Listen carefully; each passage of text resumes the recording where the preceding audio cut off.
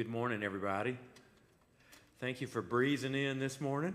We appreciate you being here. God bless you. We're looking forward to a great day together as we worship the Lord and we hear His word and we respond to Him, pray for one another, encourage one another. Take your hymnal, if you will, and turn to number 94. Love Christmas time, and I love the music that goes along with it, these great Christmas carols, Angels from the Realms of Glory. We're going to sing all four stanzas, and you'll notice that each stanza is addressed to a different person or group of people here. The first are the angels, second, shepherds, third, sages or wise men, in other words, and then saints before the altar bending in the last stanza. Let's sing all four here. Number 94, Angels from the Realms of Glory.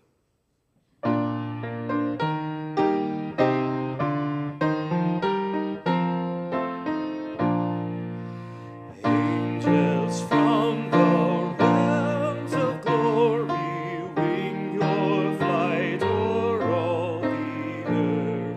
Ye who sang creation's story, now proclaim Messiah's birth. Come and worship, worship Christ the newborn King. Shepherds in the fields abiding, watching o'er your flocks by night.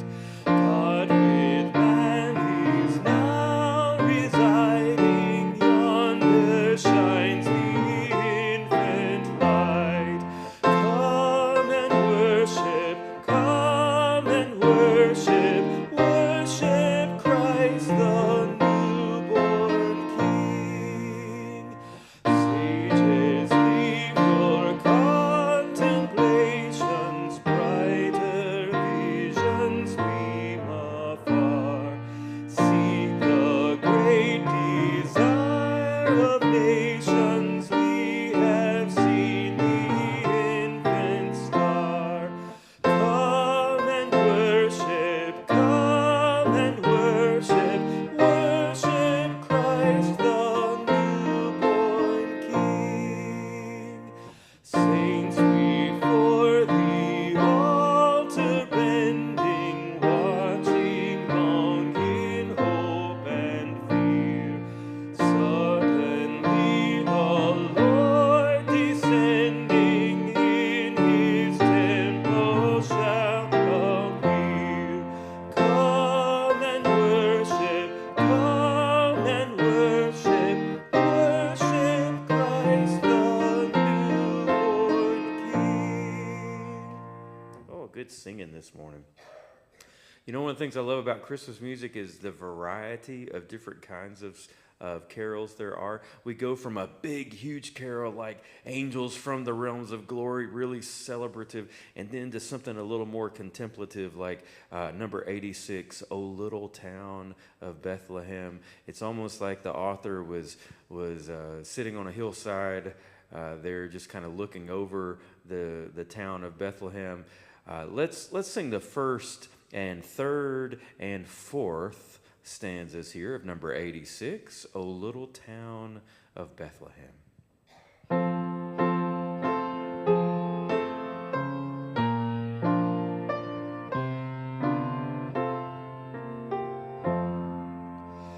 O little town of Bethlehem, how still we see thee lie above thy deep and dreamless sleep.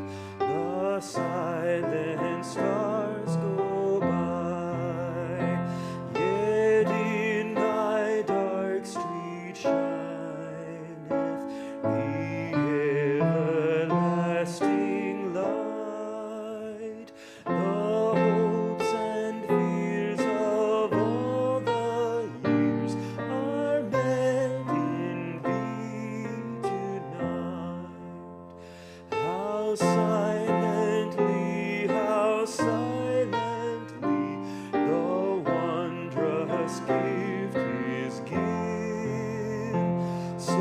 God imparts to human hearts the blessings of His hand.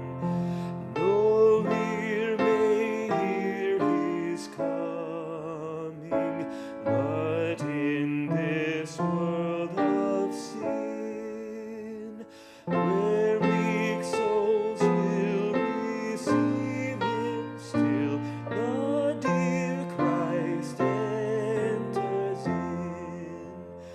O holy child of Bethlehem, descend to us, we pray. Cast out our sin and enter in. Be born in us today.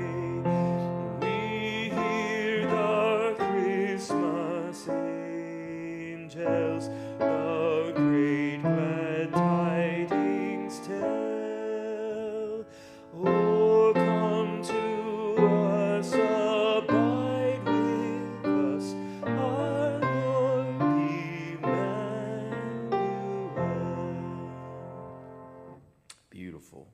Very good. Well, one more this morning. Another great Christmas carol, number 98. I heard the bells on Christmas Day. Now, I love this song because it tells a story, right? This song is a story, and you can't leave out any of the stanzas here or you miss part of the story, okay? So we're going to sing all, I know there's 5 of them, but buckle up, man. You can do this, okay? We're going to sing all 5 here of number 98, I Heard the Bells on Christmas Day.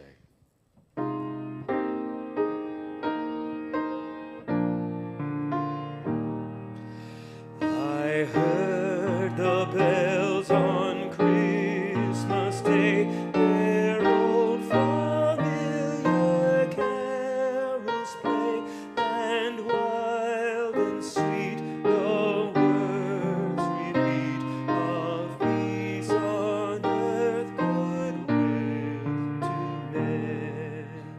I thought how as the day had come, the belfries of all Christendom had rolled along the unbroken song of peace on earth, goodwill to men. And in despair I bowed my head. There is no peace on earth, I said, for hate is strong and mocks the song of peace on earth, goodwill to men. Then peal the bells more loud and deep. God is not dead, nor doth He sleep. The wrong shall fail, the right prevail, with peace on earth, goodwill to men. Till ringing, singing on its way, the world revolved from night to day. A voice, a chime, a chant sublime of peace on earth, goodwill to men. Amen. And the Lord has and will accomplish peace on earth, goodwill to men in the coming of Jesus, in His first coming, and ultimately in His second coming when He comes again for His people. Good singing this morning, church. Thank you so much, Miss Leona. We appreciate you. Let's look at just a few announcements here before Brother Jim comes to bring the word. On the back of your Saints Alive guide, you'll find that we have some special things happening this Sunday. This Sunday evening, always a great time here at Christmas night of worship. You know, we're going to be featuring our kids choir who met last Sunday, and we had a large time. Let me tell you, it was some kind of good. And they're going to sing for us a song as we begin the worship service Sunday night, and then our preschoolers. Maybe this will happen. It's always kind of a roll of the dice with preschoolers, but the idea here is that they're going to come out all dressed up like the nativity scene, and they'll be gathered here around the manger as we sing Away in a Manger. We'll see how long they stay, but that's the plan right now, okay? And then, of course, our adult choir and vocal team and band and orchestra always do such a good job. I hope you'll make your plans to be with us Sunday night. That starts at 5:30, and then after the service, of course, we'll all go down to the gym, and we're going to have a big soup fellowship, hot chocolate, dessert. It's going to be a good time. Good stuff for the grandkids, too. There's going to be some crafts that Paige is organizing for us, and just a good time. This is a great opportunity to invite somebody that doesn't usually come to church, because they're going to hear the gospel, but it's going to be presented in a unique way. And, you know, sometimes the Lord uses music to just kind of get around our defenses that we put up. So I hope you'll be thinking about who you can invite to be here Sunday night.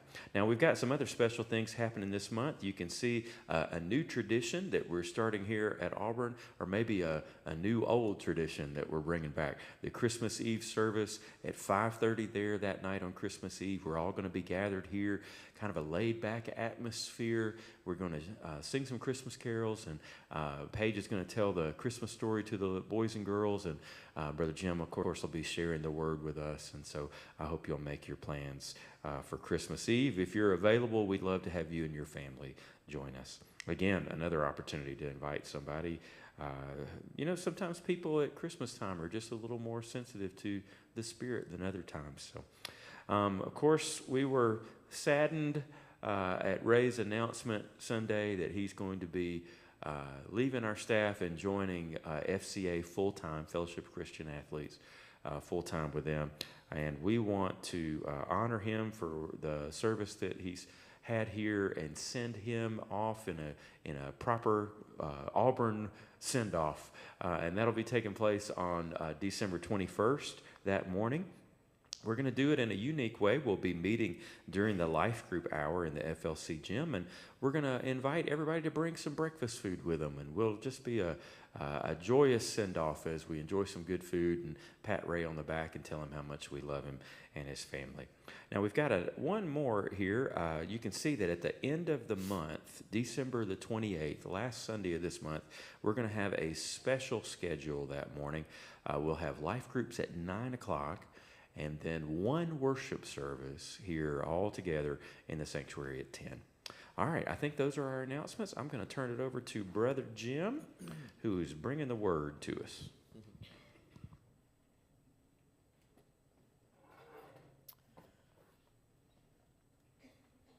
All right, we're just going to continue into our study in 1 Samuel. I'll save our some Christmas messages beginning this Sunday as we go to the end of this year. But I do want to continue on with our study. So we are in 1 Samuel 25 this morning. Now, we've left David in chapter 24 at a very critical moment. He spares, if you remember, he spares Saul's life when Saul is in the cave, and he had an opportunity when Saul was very vulnerable to take him out, but he chose to wait on God and to do things the right way, even though he was getting a lot of encouragement from his 600 married men, that surrounded him, telling him, hey, take it. This is the opportunity God has given you, and he holds. But we have to understand that as you kind of watch David, as we've watched him from the anointing, from the moment he was anointed, it seemed like that every moment from then on has been just a trying. It's an exercise in just difficulty, because at every turn he's faced with another something that seems to be against him. Even though he has success as a general in the army, he finds a king who is very jealous of him, and then it's just constant running for his life, a fugitive from society, and he's got a group of these despondent, dispirited men who are around him, but that's kind of his life. And you have to think over a period of time, what does that do to an individual? What does that do to someone that is under constant pressure, under constant bombardment of where, again, he feels constantly where he's on the move. He's always looking over his shoulder. And that pressure, you wonder what does to an individual. I wonder, and you can probably answer this rhetorically, but how do you handle pressure when it comes your way? How do you handle those moments to when you have been under extreme pressure? Maybe it's just a day, maybe it's over the past week, maybe it's over the past month, maybe it's longer, to where you have faced and felt that constant pressure day after day after day. How do you respond to that? We would hope that we would respond in a very godly way and do things the right way, and maybe you have. But oftentimes, when we are dealing with this, when we're squeezed, what's inside of us will come out, won't it, eventually? If it's godliness, if it's godly character, that tends to come out. But if there's a lot of unrest inside of us, that's going to come out as well. I have found that oftentimes, and it's not always the case, but oftentimes when I'm faced with tremendous whatever maybe pressure from a particular person or persons, that oftentimes my anger will not come out towards them. But what ends up happening is someone else that tends to be the last straw. That tends to be the one that, hey, the fuse is already there. It's just this person just lit it. And it may not have been anything that they really did much. It's just they're the ones that pushed me over the edge. And they end up getting all of my vitriol. They get the volcano that comes out on them when all of this is due to what I felt over here. Now, I don't know if that's true of you, but oftentimes that seems to be the case. Well, I look at David in this case. He has been squeezed and squeezed and squeezed, and that fuse has been laid out, and now somebody just happens to light it. And we see what comes out of David. And you kind of wonder, if David goes through with this, of what he is planning to do, how will this affect going forward? And God knows this, God sees it, and God brings rescue to David in a very unlikely source. So let's look at here and start with verse 1 of chapter 25. And I want to just read the first two words of verse 1. It says, Samuel died. Samuel died.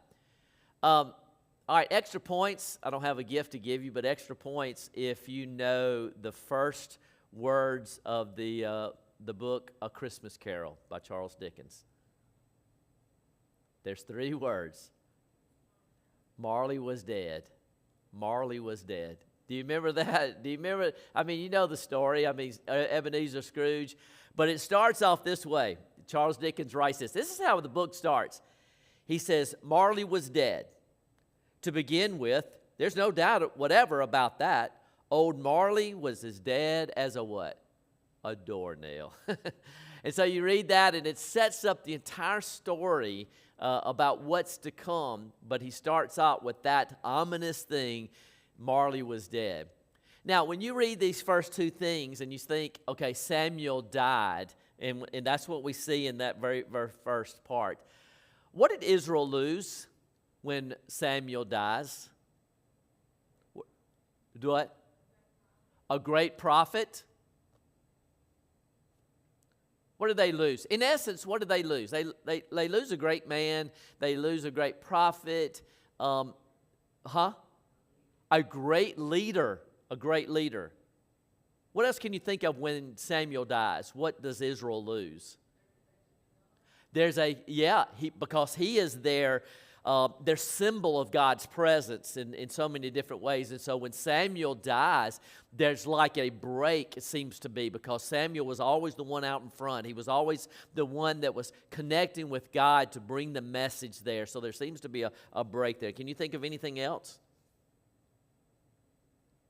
As I was looking at this, here's a few things that Israel immediately loses. First of all, they lose a judge that settled disputes. They lose a judge because Samuel was a judge. He was a priest, obviously, but he was a judge as well. And so he was the judge that settled disputes. And so now, all of a sudden, when you no longer have that, there seems to be a certain chaos there. They lose the priest that was that connection with God, that interceded with God on behalf of the people. And so here's the man that connects with God to bring the message to the people, to help direct them because he's hearing from God, but all of a sudden that's gone.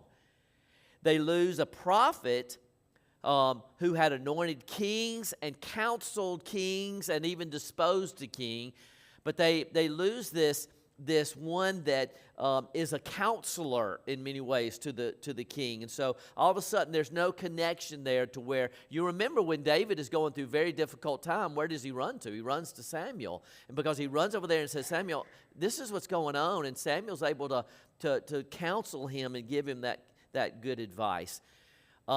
Again, we mentioned this. He was a symbol of God's presence. Listen to this. He was also a stabilizing force in Israel. He was the one that kept things in balance and kept things from getting too far out of hand. We got craziness happening because we have a crazy king, but there's Samuel who is the stabilizing force in all of this. So you have to think when word gets around that Samuel has died, that it shakes the people and creates a lot of uncertainty with them about what's going to happen now, because there's no plan in place to bring in a new priest. There's no, hey, next guy up in their eyes right now. And so all of a sudden he's gone there. Losing someone of that kind of godly character can impact, in this case, a nation. I want you to think about this for a moment.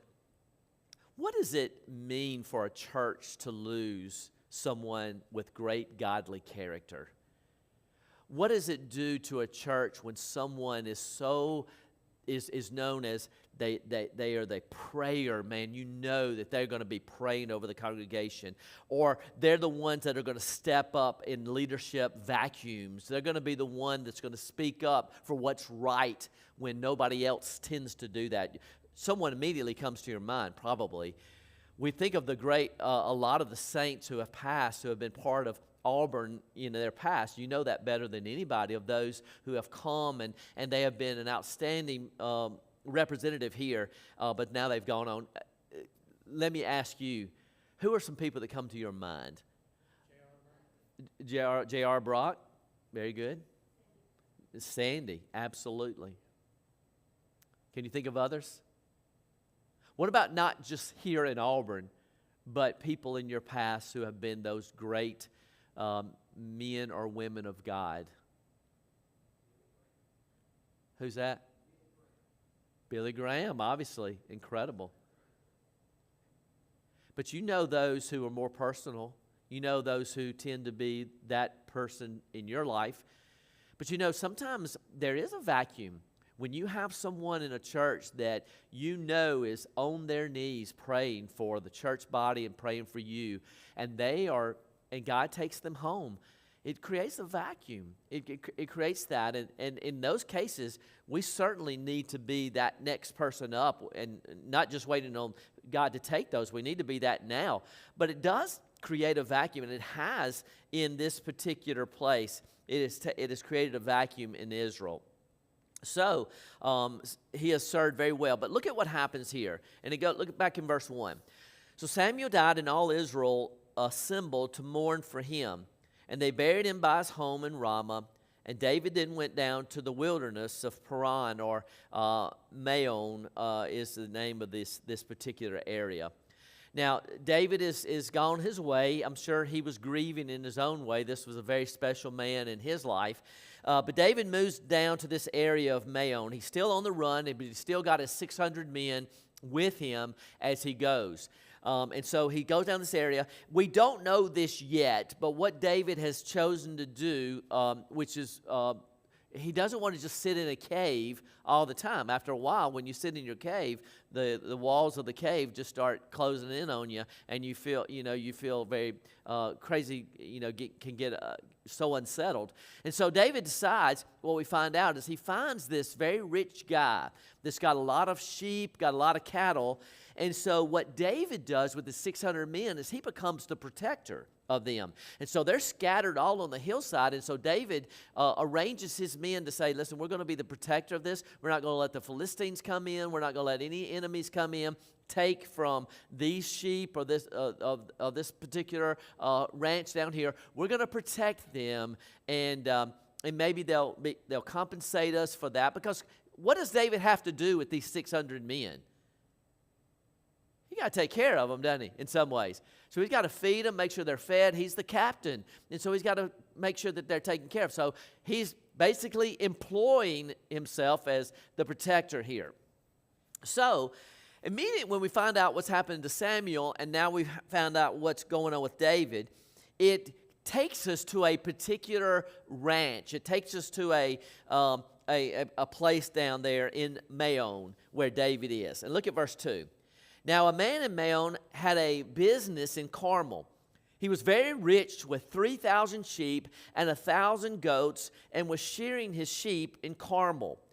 The man's name was Nabal, and his wife's name Abigail. The woman was intelligent and beautiful, but the man, a Calebite, was harsh and evil in his dealings. Now, immediately we're introduced to a character, and for most of us, every story needs a villain, right? And so immediately we go, okay, who's wearing the black hat? And we see it's this guy by the name of Nabal. Now you see these two individuals here. What do we see about Nabal? Tell me what you immediately see about this Nabal character.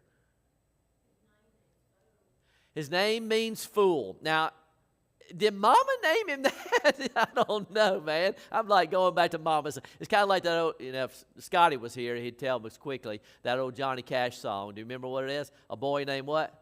A boy named Sue. So kind of, Mama, did you name him fool because you knew he was going to have to fight for it? I don't know.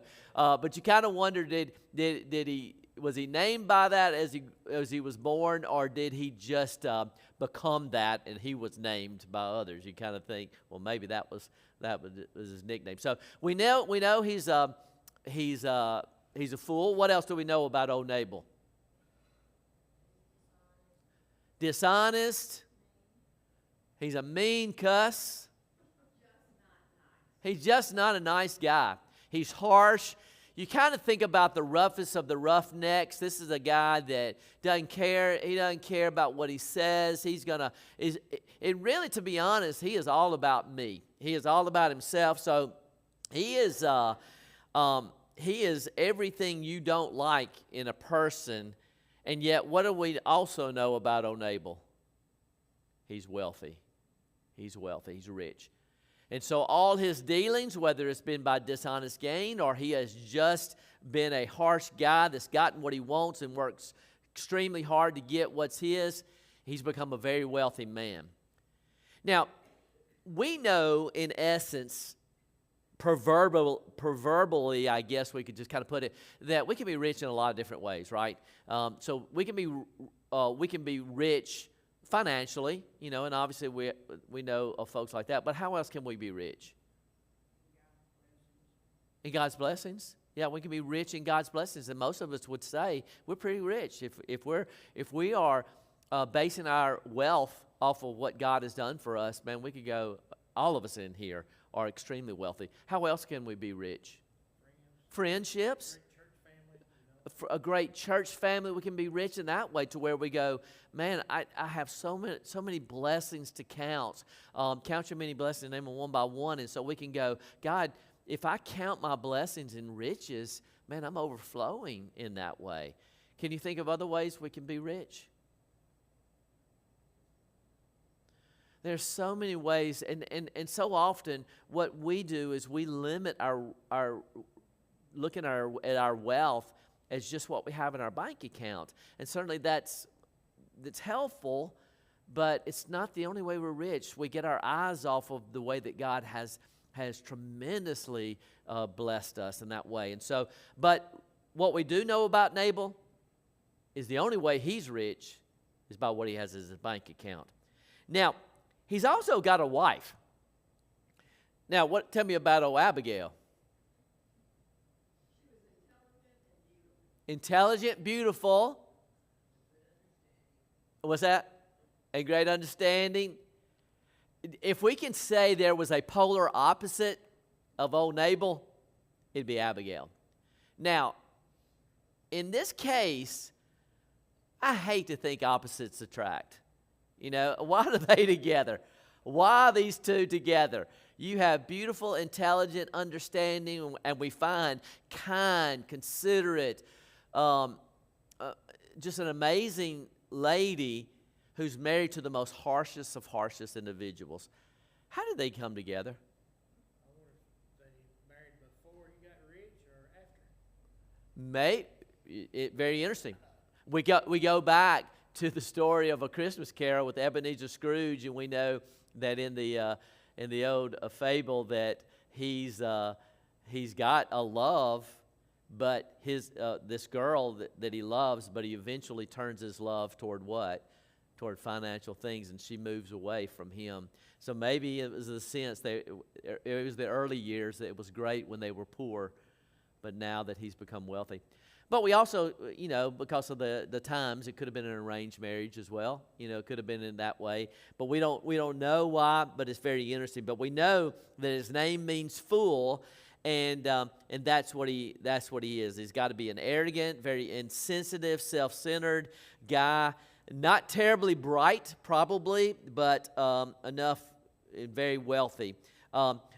It said he was from the house of Caleb. Now, when we think about the house of Caleb, we also think, man, that's you know, if we're talking to Caleb and Joshua of the Old Testament, we think, well, that's a great family to be part of.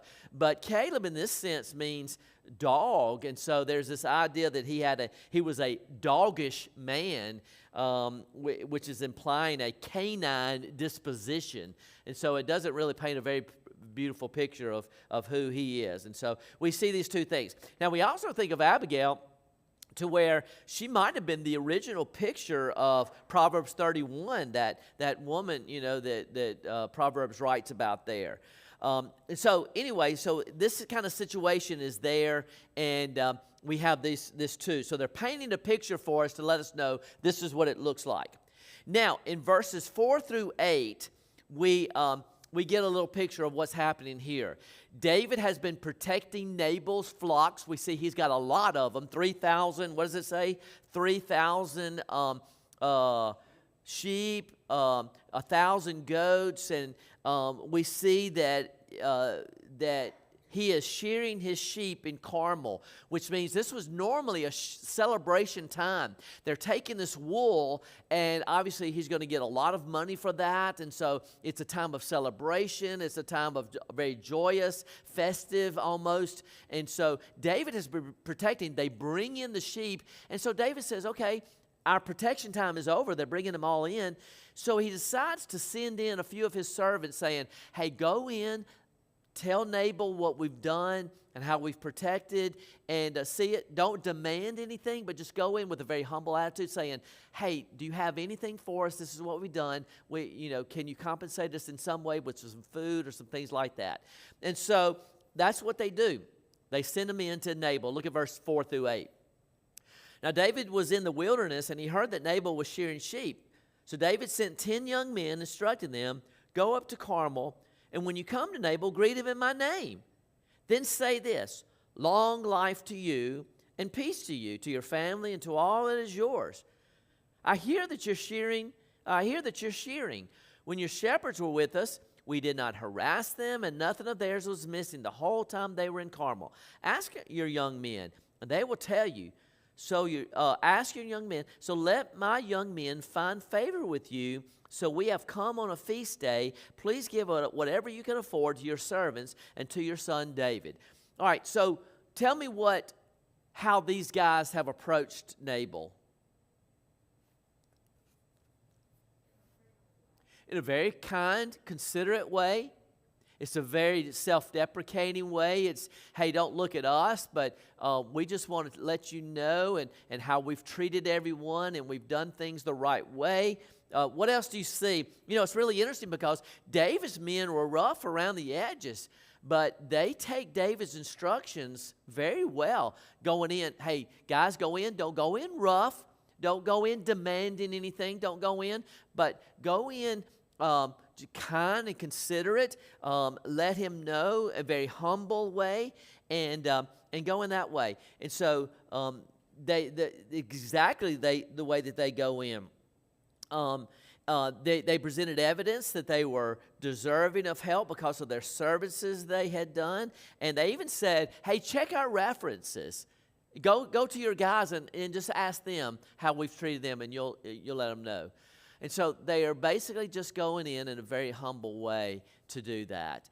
Why would David do it that way rather than going in saying, hey, I'm going to be anointed king? Probably good for you to give us a little bit. Why was it interesting the way that David did this? It does. It does. Absolutely. He could have gone in. Matter of fact, he could have gone in and took what he wanted, you know, and just said, hey, just stand out of the way. We're going to take what we want because of what we've done. But again, it shows David's character. But let's not forget that he's under tremendous pressure, and he's feeling so much from all that's been dealt with him over and over. He's got all these 600 men to take care of, but he's still trying to do things the right way, still trying to do what's right. But all along the way, like Mission Impossible, that fuse has been laid out there, and it's just waiting for somebody to light it and to come on. David has not faced that. He's faced that with Saul, but he's chosen, because you're the anointed, I'm not going to touch you. But now some dude out there that should have listened is about to set the fuse on fire. So here we go. Look at verse 9. I think this is very interesting when we see this. Verse 9 says this: David's young men went and said all these things to Nabal on David's behalf, and they waited. Now, what does this say to you right here? They waited. Yeah, it is interesting to me. What does this speak of when it says that David and his men, and I'm going to put in my own adverbs here, that they had to wait? What does this say to you? Yeah, and we certainly can make it in a spiritual sense to that. But if you take Nabal's harsh character, the kind of man he is, and 10 men who come in very humble, very kind, very warm, and just saying, hey, we've done this, and Nabal makes them wait. I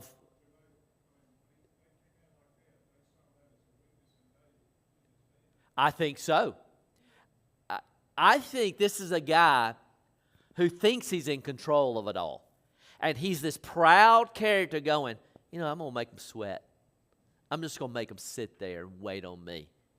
I'm going to tell them, hey, I'll get to you when I'm ready. So you just sit there, be good little boys, just sit there and I'll be back. I got some things I got to do.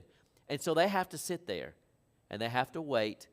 To me, that's a guy that's kind of saying, I'm in control of this, and I'm going to do what I want to do. And when I'm good and ready, I'll come back and give you an answer.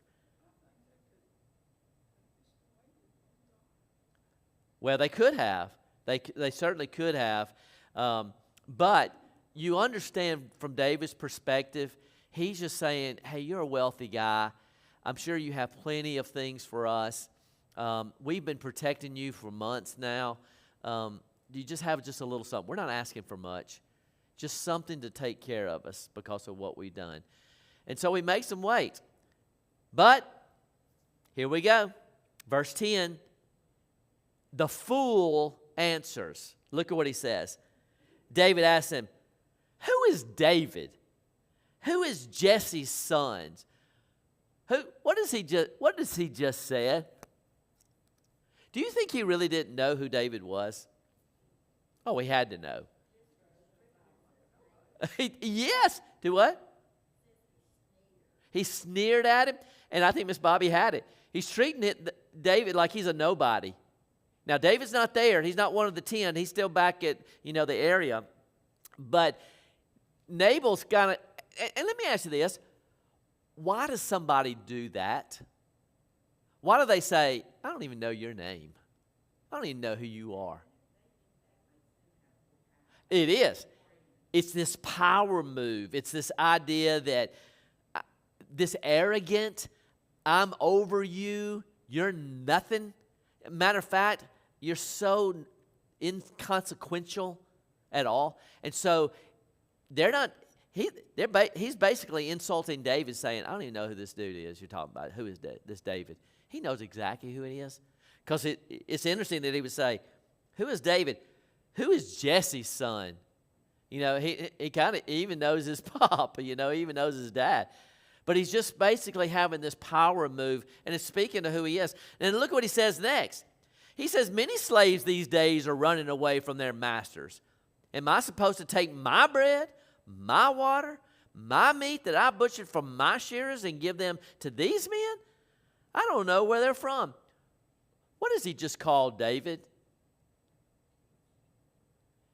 What has he just called him? A nobody. He's a slave running away from Saul.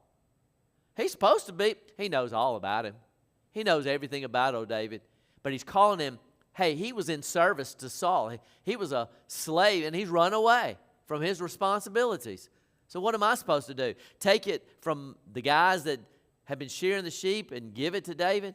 Now listen, we find out later, and we know this, he has got plenty to spare. He has got it in the storehouses. And yet he's saying, I'm not going to give them nothing. I'm not giving them a thing. Why is he responding this way? Why would he not just give what is, and just give it to David's guy? It's not going to hurt him.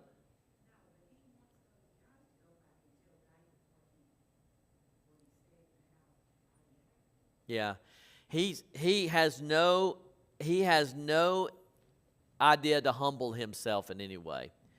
And so he is basically with contempt talking to him, and he's fueling this insult by suggesting that David might be some kind of runaway slave. He's insulted their intelligence. And he's basically, it's interesting what he says here. He says, am I supposed to take what? My bread, my water, my meat. What does this say about Nabal? He's saying his riches have come from who? Himself. That he's the one. See, it's really interesting when we start kind of thinking about what we have and we begin to hoard it like it's all ours. And I'm not talking about just finances, but it certainly can be finances, but it can be everything, to where we go, this is what I've earned, this is what I've done on my own, instead of saying, God, thank you for what you've done for me, because we can become hoarders. We can become very selfish and arrogant and think that everything that's been done, everything that we have, every step that we've taken has been due to our own self, and not realizing, that God is in control of all this. God is the one that gives us these things, and God expects us to be great stewards of what we have, isn't He? He expects that, hey, when I give you these things, this is not just for you to hoard.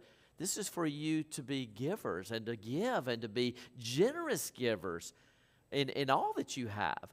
And so this is just an indication of who Nabal is. Well, let's read very quickly because we're gonna run out of time, but let's look at it very quickly. So David's men, I love how they did. They didn't respond. They didn't retaliate.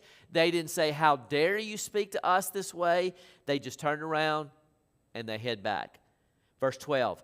So David's men retraced their steps, and when they returned to him, they reported all these words and to David. And look at verse 13. Uh-oh, the fuse has been lit. And David said to his men, all of you, put on your swords. What does this tell you about David? It's on. He's got 600. And he's saying, it is on.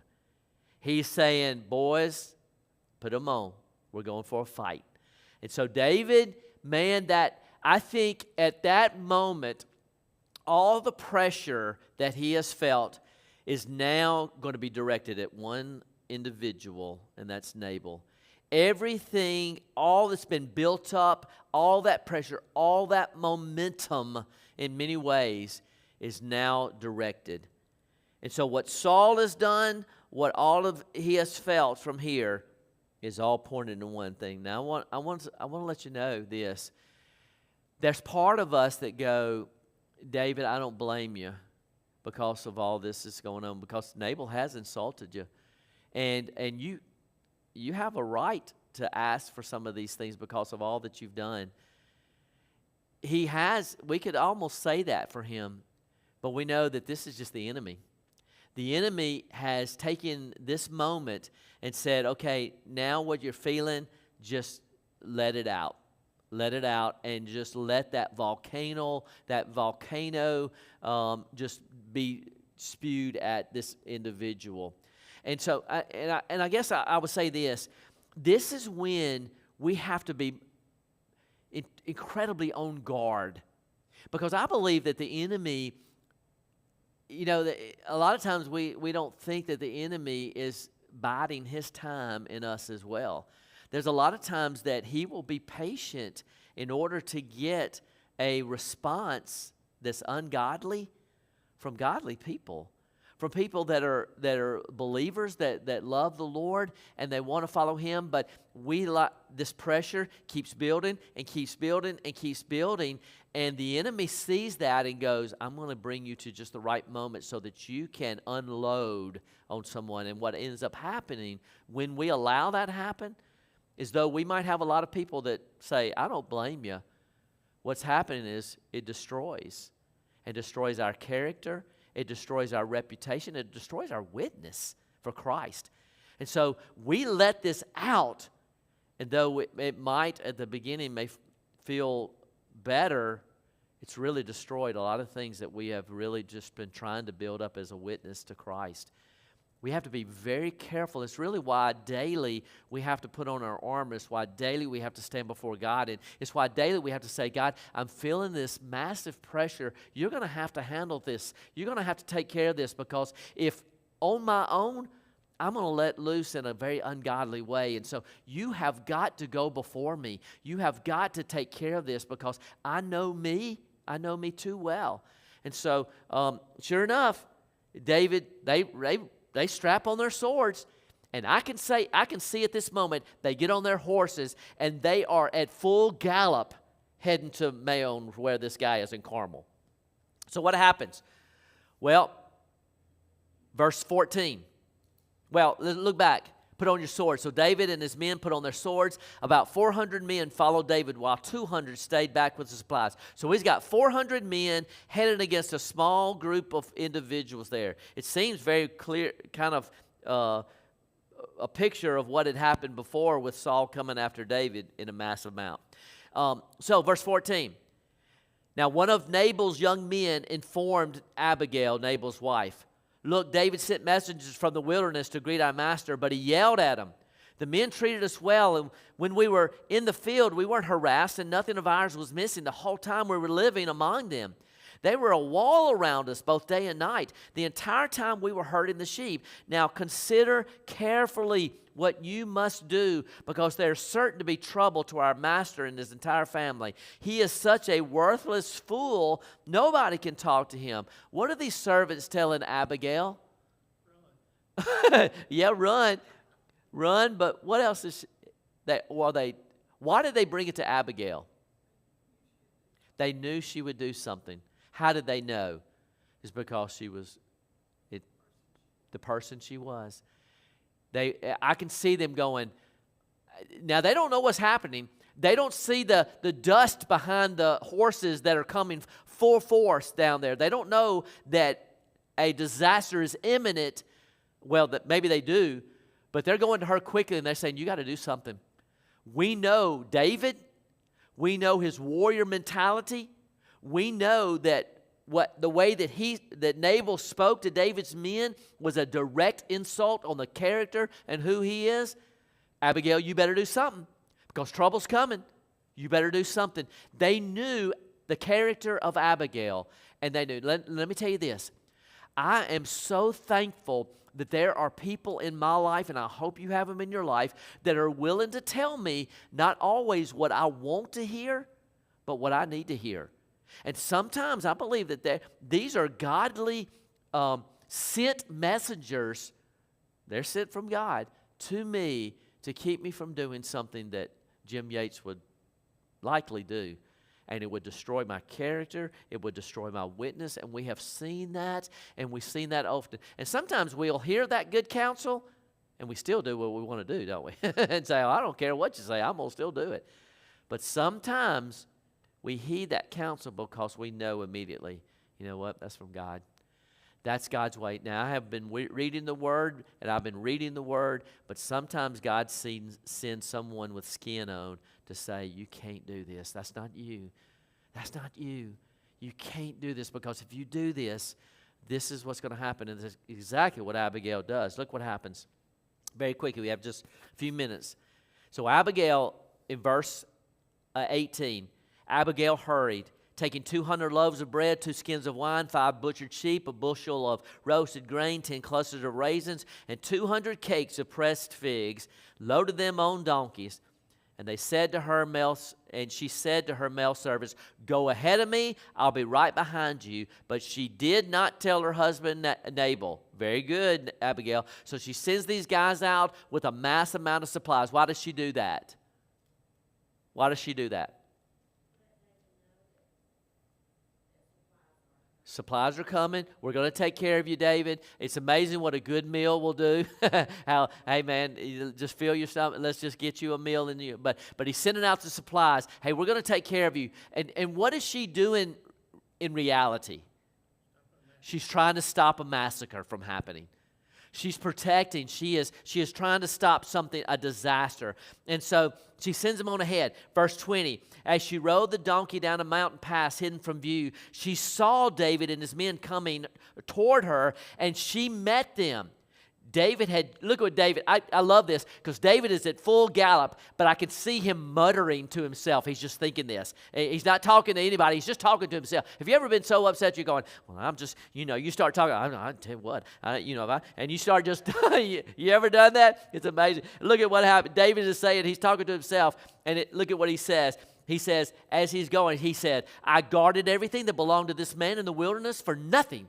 He was not missing anything, yet he paid me back evil for good. May God punish me and do so severely if I let any of his men survive until morning. What's David on? He is on a certain quest, and he is going to leave nothing left. That is how severe and how much pressure and how much anger is there because of all that's been going on, and he is going in full force. Here's Abigail trying to meet a hurricane in full gallop. And she is willing to put her life laid out before David to keep him from doing something severe. Now, I want to tell you, there's a Jesus focus here, because it's exactly what Jesus has done for us, that he has come right before us on the cross and said, I want to save you. I want to save you from a life that's going to lead not only to disaster now, but disaster in eternity. And so, in some sense, Abigail is standing before David to keep him from certain disaster that's going to affect him forever. Maybe not eternally, but especially now. But in eternal sense, Abigail is doing that as a picture of Jesus in this sense, keeping him from this way. And so what happens, and Abigail saw David, she quickly got off her donkey in verse 23 and fell with her face to the ground in front of David. And she fell at his feet and said, "The guilt is mine, my Lord. Please let your servant speak to you directly. Listen to the words of your servant. May my Lord should pay no attention to this worthless man, Nabal." What has she immediately done? What has Abigail immediately done? She's de-escalated a very intense situation. But it's interesting how she responds. What does she take responsibility for? She says, "Put it on me. Put it on me." And she's saying, "I didn't hear when your servants came in. That's on me. I should have been the one that got this together." Why was she doing this? Look at her posture. If you could see me from there, I would just lay on my face. But she is on her face there, even though she looks up. David sees her humility. He hears her, "Hey, this is on me," taking responsibility to take the focus off of there on me. But what does David also see? A beautiful and intelligent woman there standing before him. And he pauses, stops him in his tracks. He sees somebody that's brought incredible supplies. He sees someone on their face saying, "It's on me. It's on me. Don't do this thing." But I think it's incredible what she does next. Look at what happens. She says, "This guy's." It says this is a worthless, she talks about her husband in this way. It's funny. "This worthless man Nabal, for he lives up to his name. His name is Nabal, and stupidity is all he knows. I, your servant, didn't see my Lord's young men who you sent. Now, my Lord, as surely as the Lord lives, and as you yourself live, it is the Lord," listen to this, "it is the Lord who kept you from participating in bloodshed and avenging yourself by your own hand." What does she do? What is she saying? What is she saying? The Lord is why I'm here right now. He is protecting you, David. She is speaking his heart's language, his love language. She's coming before him on her face, but recognizing who he's going to be, but also saying, God's seeing this, and God's keeping you from doing something you don't need to do, David. And look at what she goes on to say in verse 26. He said, "Is the Lord that is kept you from participating in bloodshed and avenging yourself by your own hand? May your enemies and those who want trouble for you, for my Lord, be like Nabal. Accept this gift your servant has brought to my Lord. Let it be given to the young men who follow my Lord. Please forgive your servant's offense, for the Lord is certain to make a lasting dynasty for my Lord, because he fights the Lord's battles. Throughout your life, may evil not be found in you." In verse 29, "When someone pursues you and attempts to take your life, my Lord's life will be tucked safely in the place where the Lord your God protects the living. However, he will fling away your enemies' lives like stones from a sling. When the Lord does for my Lord all the good he's promised and appoints you ruler over Israel, there will be not a remorse or a troubled conscience for my Lord because of needless bloodshed. And when the Lord does good things for the Lord, may you remember your servant." What has she just told David? Or what has she just kept him from? Something he would regret. Something he would regret. David, if you do this thing, I know your conscience, I know your heart, this is going to bother you forever. And you'll never get through this. You'll always remember this moment. I want to keep you from that. Remember that God has got a great plan for you, David. You're going to be king. Don't let this be something that you look back on and go, "Man, it's been great, but I wish I'd have never done that." And then she says one other thing. She says, "And remember me.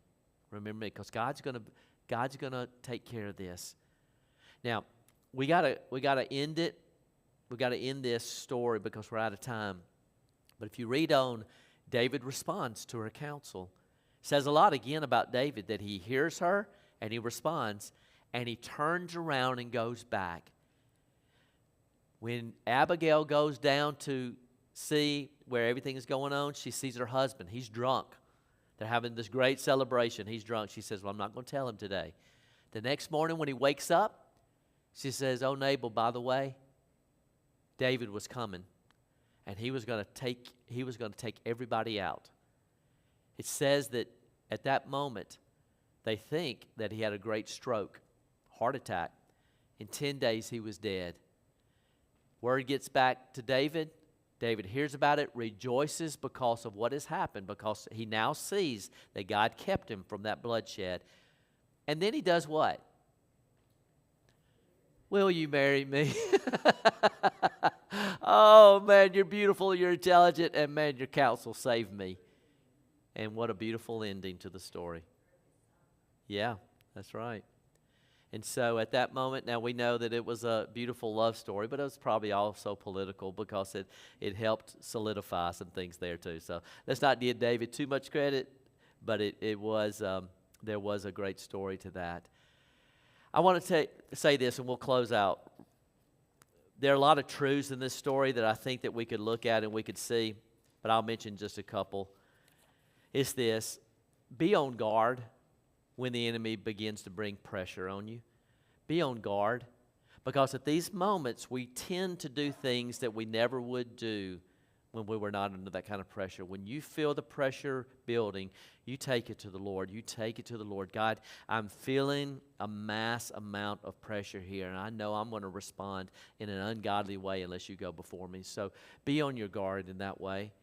And then also be willing to listen to godly counsel. When someone comes to you, take it to say, you know what, it's not what I want to hear, but I really feel like that God has sent this person to me to keep me from doing something I never should do. And then last, let God be the one that has his justice. Don't take it on yourself to bring vengeance or revenge or retaliation. You let God handle that. You just remain faithful and humble and keeping your eyes on him. Okay? All right, well, let's pray. Father, we are just so thankful for your word, just thankful for how it teaches us even today. And Lord, may we be faithful people to you, intent on living those godly lives that represent Christ well. Father, we love you. In your name we pray. Amen.